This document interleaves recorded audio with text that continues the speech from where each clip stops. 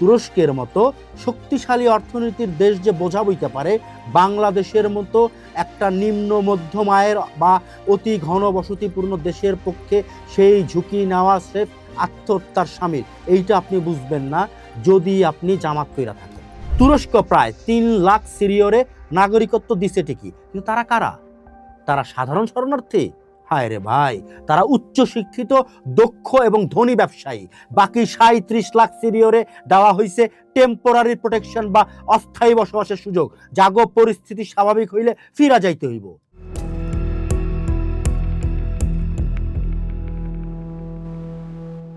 অন্ধকার ঘনায় আসে একটা বিকালে রাজধানী ঢাকা শহরের কোনো একটা রুদ্ধদ্বার কক্ষে চলল একটা আলাপচারিতা।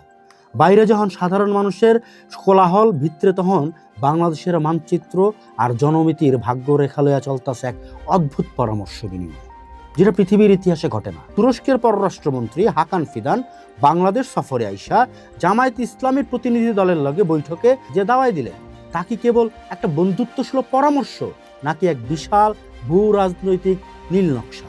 জামায়াত এমপি ব্যারিস্টার আরমানের আবেগঘন ফেসবুক পোস্টের পরে সেই প্রশ্নটাই এখন জাতীয় নিরাপত্তার সবচেয়ে বড় দুশ্চিন্তা হয়ে দাঁড়াইছে।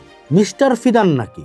আবার শোনেন, জামায়াতের এমপি ব্যারিস্টার আরমান ফেসবুকে কইতাছেন, মিস্টার ফিদান নাকি পরম মমতায় আমাগরে শিখাইছেন তুরস্ক কেমনে কইরা 40 লাখ সিরীয় শরণার্থীরে কিমলিক নামক পরিচয়পত্র দিয়া নিজেগো মূল জনস্রোতের লগে একীভূত কইরা নিছে এবং তার সুফল পাইতেছে। তুরস্কের সেই সাফল্য গাথার অনুকরণে বাংলাদেশেও 12 লক্ষের বেশি রোহিঙ্গারে স্থায়ীভাবে আত্মকৃত কইরা নেওয়ার এক মহৎ উপদেশ দিয়া গেছেন হাকান। এই প্রস্তাবটা শোনার পর যে কোনো দেশপ্রেমিক নাগরিকের পিঠ দিয়ে একটা হিম শীতল স্রোত বয়ে যাওয়া অস্বাভাবিক না, যদি সে জামাত না হয়ে থাকে। আসেন তুরস্কের সে আদর্শ উদাহরণের লগে বাংলাদেশের নির্মম বাস্তবতার একটু ব্যবচ্ছেদ করি। প্রথমেই আসা যাক ভূগোলের পাতায়। তুরস্কের আয়তন 7,83,356 বর্গ কিলোমিটার। অন্যদিকে বাংলাদেশ মাত্র 1,47,570 বর্গ কিলোমিটারের একটা ক্ষুদ্র বদ্বীপ। সহজ গণিতটা বোঝেন। তুরস্ক বাংলাদেশের প্রায় 6 গুণ বড়, কিন্তু গল্পের টুইস্ট অন্যখানে। তুরস্কে প্রতি বর্গ কিলোমিটারে জনঘনত্ব মাত্র 114 জন, আর বাংলাদেশে এই সংখ্যা 1,371 জন। যেইখানে বাংলাদেশের নিজের 17 কোটি মানুষের নুন আনতে পান্তা ফুরায়, নিজের সন্তানগুলিগা এক টুকরা বাসযোগ্য ভূমি নিশ্চিত করা যেখানে চ্যালেঞ্জ, সেইখানে মিস্টার ফিদানের এই পরামর্শ কেবল হাস্য করি না, বরং নিষ্ঠুর রসিকতা বইলা সবার মনে হইব, যদি না আপনি জামাত হন। অর্থনীতির দাঁড়িপাল্লায় মাপলে এই তুলনা আরো ভিত্তিহীন হইয়া পড়ে। 2024 সালের হিসাব অনুযায়ী তুরস্কের মাথা পিছু আয় প্রায় 13,380 মার্কিন ডলার, যেইখানে বাংলাদেশের মাত্র 2,650 ডলার। অর্থাৎ তুরস্কের মানুষের আয় বাংলাদেশের তুলনায় 5 গুণেরও বেশি। এমনকি ক্রয় ক্ষমতা বা পিপিপি হিসাবেও তুরস্ক বাংলাদেশের চাইতে 4.5 গুণ বেশি ধনী। তুরস্কের মতো শক্তিশালী অর্থনীতির দেশ যে বোঝা বইতে পারে, বাংলাদেশের মতো একটা নিম্ন মধ্যম আয়ের বা অতি ঘনবসতিপূর্ণ দেশের পক্ষে সেই ঝুঁকি নেওয়া স্রেফ আত্মহত্যার শামিল। এইটা আপনি বুঝবেন না যদি আপনি জামাত কইরা থাকেন। সাংস্কৃতিক ও রাজনৈতিক প্রেক্ষাপট বিবেচনায় নিলেও এই তুলনা থোপে টিকে না। তুরস্ক প্রায় 3 লাখ সিরিয়রে নাগরিকত্ব দিছে ঠিকই, কিন্তু তারা কারা? তারা সাধারণ শরণার্থী? হায় রে ভাই, তারা উচ্চ শিক্ষিত, দক্ষ এবং ধনী ব্যবসায়ী। বাকি 37 লাখ সিরিয়রে দেওয়া হয়েছে টেম্পোরারি প্রোটেকশন বা অস্থায়ী বসবাসের সুযোগ। জাগো পরিস্থিতি স্বাভাবিক হইলে ফিরা যাইতে হইব। উপরন্তু জাগো নাগরিকত্ব দেওয়া হয়েছে তাগো 90% সুন্নি মুসলমান। তারা প্রেসিডেন্ট এরদোয়ানের একটা শক্তিশালী ভোট ব্যাংক হিসেবে কাজ করে। বিপরীতে মায়ানমারের জান্তা সরকার রোহিঙ্গাগো শিক্ষা ও দক্ষতা অর্জনের সব পথ বন্ধ করে রাখছিল। ফলে বাংলাদেশে আসা রোহিঙ্গাগো সিংহভাগই উচ্চতর কোনো কারিগরি দক্ষতা নাই। তারা জীবন বাঁচাইতে আইসা কম মজুরিতে ঝুঁকিপূর্ণ কায়িক শ্রমে নিয়োজিত হইতাছে। সিরিয়গো লগে রোহিঙ্গাগো এই তুলনা কেবল অমূলকই নয়, উদ্দেশ্য প্রণোদিতও বটে, যেটা আপনার মাথায় ঢুকবো না যদি আপনি জামাত কইরা থাকেন। বর্তমানে কক্সবাজারের পরিস্থিতি এক জীবন্ত আগ্নেয়গিরি। উখিয়া টেকনাফের পাহাড় আইজ বৃক্ষহীন ধূসর ভূমি। ক্যাম্পগুলোতে দিনের বেলায় মানবিকতার গল্প চললেও রাত নামলেই রাজত্ব করতেছে বিভিন্ন সশস্ত্র গোষ্ঠী। ড্রাগ চোরাচালান, মানব পাচার, খুনের আখড়ায় পরিণত হয়েছে এই এলাকা। রোহিঙ্গাকে আত্মীকৃত করার মানে হইল এই অস্থিরতা আর নিরাপত্তাহীনতারে চিরস্থায়ীভাবে বাংলাদেশের সার্বভৌমত্বের ভিতরে গাইথা রাখা। সবচেয়ে ভয়ানক প্রশ্নটা হইল, আইজ যদি 12 লাখ রোহিঙ্গার নাগরিক করা হয়, তাইলে কি কাল মায়ানমার বাকি 20 লাখ রোহিঙ্গারে বাংলাদেশে পুশিন করব না? তার গ্যারান্টি কে দিব? জামাত না তুরস্ক? তুরস্ক কি আমাগো সীমান্ত পাহারা দিব? এই যুক্তি দেখায় যদি ভারত তাগো সীমানার ভিতরে থাকা রোহিঙ্গাগো পুশিন করতে চায়, তখন বাংলাদেশ কোন নৈতিক ভিত্তি নিয়ে কথা বলবে? বুঝতে পারতেছেন?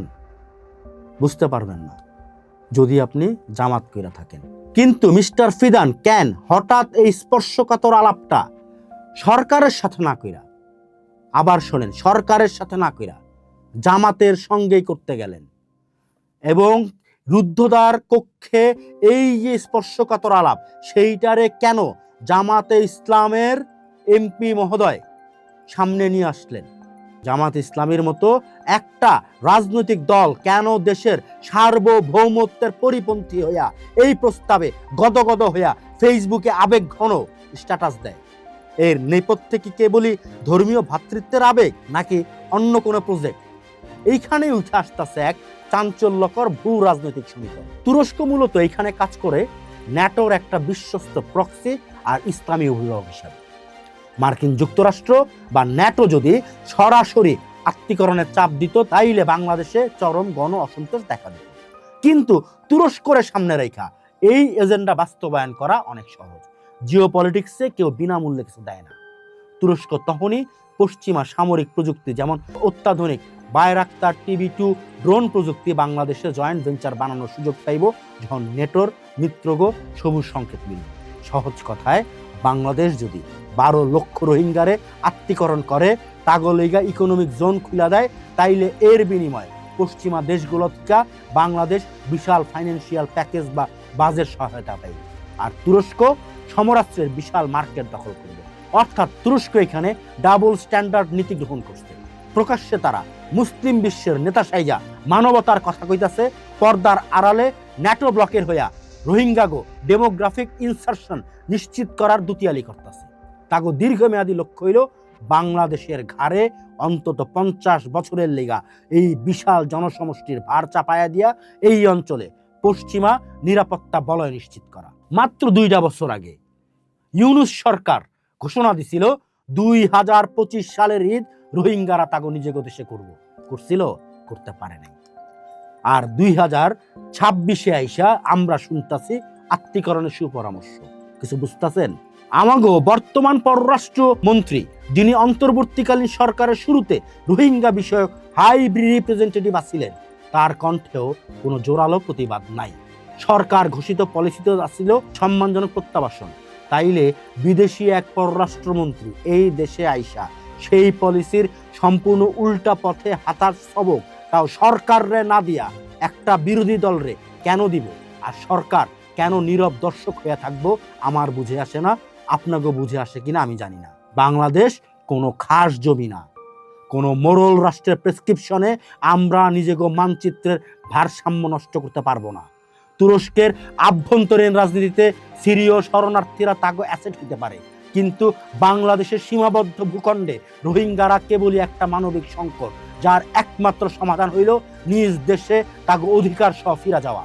যারা আত্মীকরণের স্বপ্নে বিভোর হইয়া ফেসবুক পোস্ট দিতেছেন বা ড্রয়িং রুমে বসা পরিকল্পনা সাজিতেছেন, তারা হয়তো ভুলে গেছেন এই আগুন একবার ছড়ায় পড়লে তা কেবল কক্সবাজার না, গোটা বাংলাদেশে ছাই করে দিবে। পররাষ্ট্রনীতিতে আবেগ থাকতে পারে, কিন্তু তা যেন জাতীয় স্বার্থের বিসর্জন দেওয়া না হয়। মিস্টার ফিদানরে বিনীতভাবে জানানো উচিত, তুরস্কের আয়তন আর বাংলাদেশের বাস্তবতা এক না। আর জামাতের তথাকথিত সুধীজনকে মনে রাখা উচিত, দেশের ভূখণ্ড কোনো দাতা সংস্থার প্রকল্প না, রোহিঙ্গা সংকটের একমাত্র টেকসই সমাধান তাকে নিরাপদ এবং মর্যাদাপূর্ণ প্রত্যাবাসন, আত্মীকরণ না, আত্মসমর্পণ না। তুরস্কের ড্রোনের বিনিময়ে আমরা আমাকে মানচিত্রের ভবিষ্যৎ বিক্রি করে দিতে পারি না। সময়ের অন্য পাঠ দেখুন। থাকুন ঢাকা পেপারসের সাথে।